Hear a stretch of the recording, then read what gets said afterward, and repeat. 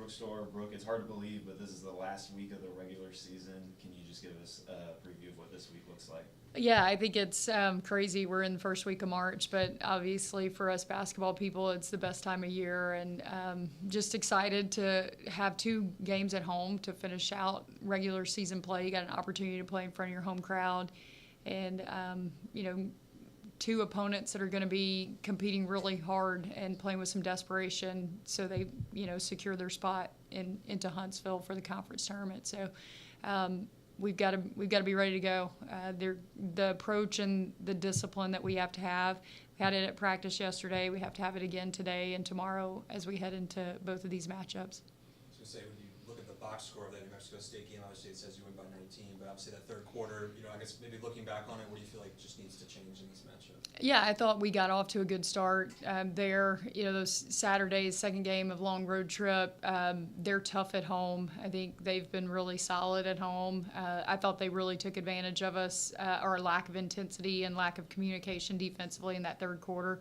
We were up 13, and they made a little run and cut it to 2. I think it was a 1-possession game, and we locked in defensively in that fourth quarter and really created some offense from our defense, turned them over a couple of times, hit a couple of big shots. Paris had a great drive and drew 3, threw a strike to Lex. She hits a big 3 right in front of our bench, and Jordan Marshall gets a steal on the other end to a layup, and just kind of ignited a little run for us. I think we go like 24-9 in that fourth quarter, and we're able to finish it. But I think that was a great that was kind of that first game into you have a close moment and see how your group responds, and then we had 3 consecutive close games after that.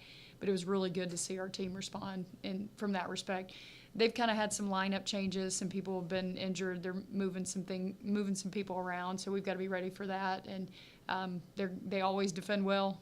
They're going to keep you in front of them and force you to take tough contested shots, and they rebound it. So we've got to be really solid on the boards. Warren as a matchup, I'm curious what's the key with her? Yeah, I think she's a really dynamic athlete, has ability to play in transition, is shooting the 3 better this season, can put up some big numbers. She had some, I think she had double figures against us, maybe like 17. Yeah.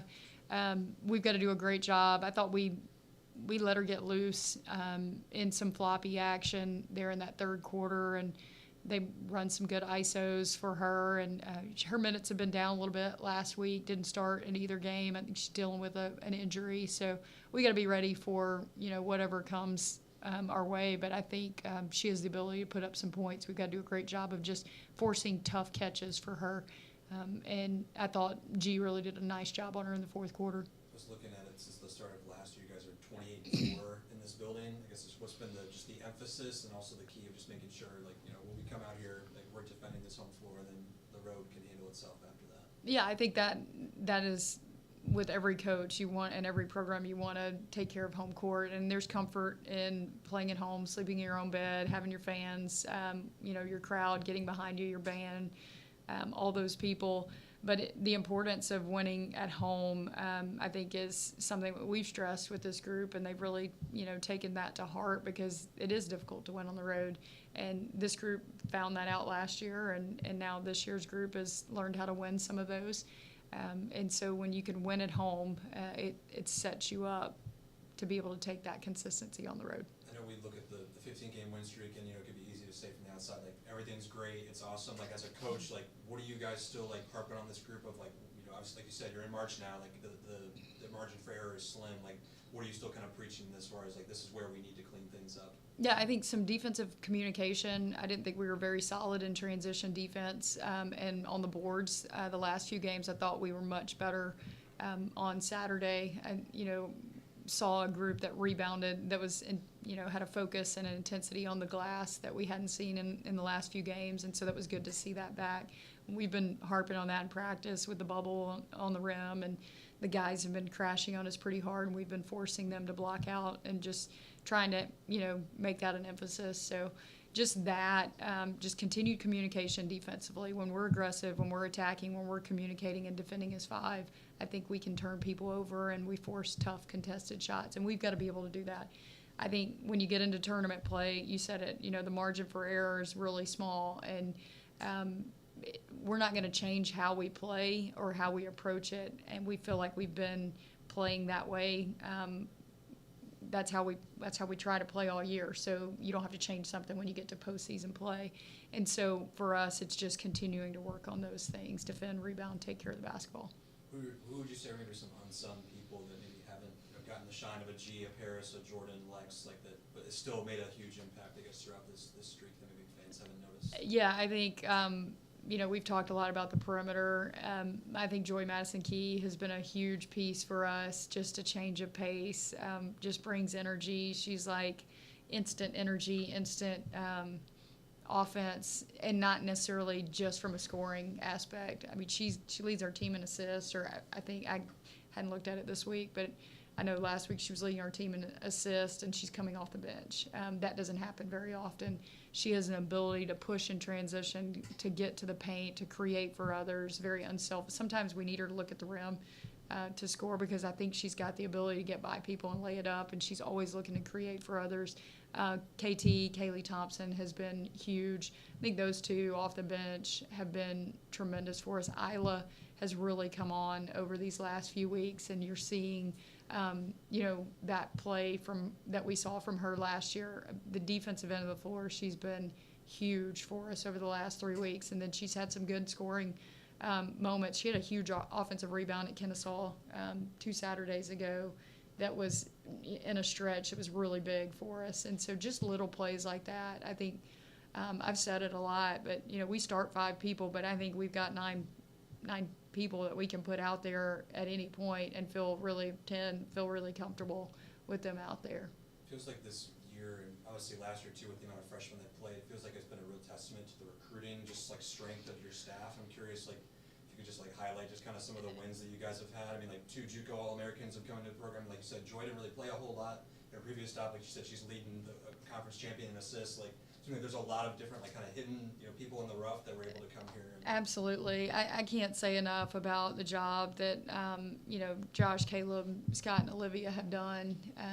Finding the right, there's talented players all over the country, and you've got to find the right people. And I've said this from day one since I got here, but you win with people and not just talent. And when you get the right group of people that have the right mindset in the same place at the same time, you can do some special things. And I think that it starts with them understanding what works for me and the type of people that I want to coach. They love to hoop, they love to compete, and they're unselfish. And I think that they're coachable. And when you can put a group together like that, then their talents really explode. And I think they did a great job of evaluating those things and then being able to get them here. And I think this is a special place, and these kids understood that, and they believed in that vision, and then they've just kind of taken it and run with it. All right. Did Ben ever join? No. All right. Thank you, Coach. Thank you. Awesome.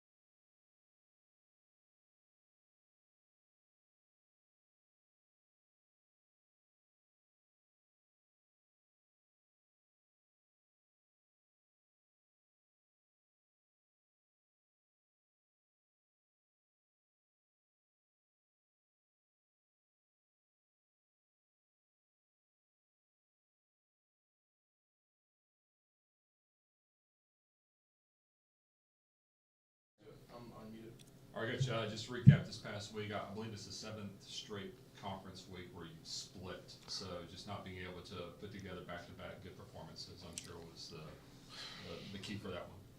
Yeah, I think that's who we've been, and that's frustrating for me as a coach. I was saying on the radio last night that, I do self-reflect a lot in this process of coaching. I don't think any coach that is about something doesn't self-reflect, and I have to find a way to get the message. I feel like we're still losing games based on the message we put out there in July, and nothing's been learned until it's been taught, nothing's been taught until it's been learned, and so I got to find an effective way to get us more consistent. Because our issue is not can we play with people. Our issue is can we play at a high level game after game. And we've showed it 2 games, but we haven't showed it 3. And then we'll go back to showing it the next game. And so we just have to be more consistent, have a lot more carryover. And if we can do that, we give ourselves a chance. Back to Saturday, I'm curious, as you look at Will Allen, how do you maybe use him going forward? Just like motivation and just kind of using him as like a pillar of, like you said, what the program stands for? Yeah, he's been getting a lot more minutes and at different positions, which is the crazy thing. And I've actually been putting the ball in his hands a lot more. Probably not per se for offensive purposes, but I just don't think teams are game planning for Will Allen. I don't think they're prepared for him to actually rise up and shoot a ball. I don't think they're prepared for him to drive the ball just to keep some balance and keep him off balance for 4, 5, 6, 7 possessions a game. And if we can do that, I feel like he helps us offensively. I don't think anybody questions his fight on the defensive end. And what we've done is we moved him around from the 3 and the 4 based on who we think the matchup is supposed to be. So down the stretch, he'll be one of our defensive guys to be, move around on the floor, guard some of the best offensive players on the other team. And then offensively, just kind of keep him confident. I know everybody's not going to make every shot they throw up, but at least the threat of him making shots will help us a little bit. In February, your opponents averaged 21 free throws a game. I'm curious, like, as you enter March, and obviously tournament play is going to be a lot more nitty-gritty, the margin's smaller. Like, how do you make sure you're defending without fouls? Oh my goodness, that's been our issue all year, and again, that's an issue that we fight. I mean, we fought it today in practice at a high rate, and it's a basketball maturity issue. It's we do the same thing in practice, and we try to correct it, and then it's not corrected, and I gotta find a way to correct it. That's what we're talking about, and so we're already long and athletic. All we got to do is make people make tough shots. If we make them make tough shots, we rebound the ball pretty well. We just can't put them on the line, and I think that them understanding that we don't need to steal every possession. You'll get steals by being in the right place. We don't need to take the ball from people. Guards at this level are too good to just take the ball from them, and if I can get that message across, I think it'll help us going forward. That's what I was going to ask. Was like, I know you've preached that you want teams to be uncomfortable, but I feel like if I was a player, like the instant thing I would think I was like, I'm just gonna go reach for the ball, like try and make a big play. Like, I guess how much have you preached like we're collectively like playing defense as a team? I never talk about taking the ball from another team. I've never done it in my career. I talk about playing with active hands and a stick hand on the ball, just mirroring the ball with an active stick hand, keeping your arms out so the refs can see that you're not fouling. Instead of playing with your hands locked up, you can actually show bigger of that. And then I teach contesting by just walling up. If you notice, we haven't done a good job, but I don't even want our guys to jump on contest. Just we're 7 foot, we're 6'8", we're 6'7" on the perimeter. Just be really big, make them shoot over you, and stay on the ground. And again, those are some things that we struggle with, and so we're trying to get better at those things. We talked last time we were in here about Fenner's maturity on the defensive end. Obviously, Saturday offensively, we saw what he did. Where have you maybe seen that particular aspect of his game grow? I've never told him to not shoot the ball. I just think that you have to become a good defender to be really good. I don't want him to try to get his confidence. I don't want to teach him that he needs to get his confidence based on if the ball goes in or not. And so I was proud of him for being aggressive in that game, but I'm also a realist to know that he's not going to have those games every day. I don't think anybody does. And so if he can continue to be aggressive defensively, he can stay on the floor and give himself more opportunities to have games like that. Both of these matchups with Liberty and Delaware, it felt like came down to rebounding and maybe just toughness inside. What's been the emphasis this week? I do think we're a better rebounding and a little bit tougher team than we were when we played them. I think we've dominated the glass against a lot of good opponents since we played them. I think we're still trying to find our identity. Those were 2 games early in the year where we hadn't even really solidified a rotation with guys who we felt like could go in and fight it in this league at this level. And so we kind of solidified that going forward. I think after that game, we started playing Scooter a lot more, and he has been really good for us. And then Fenner started playing a lot more. And it's helped us on the defensive end of the floor. And I think up until then, we didn't know Avery was going to be our leading rebounder.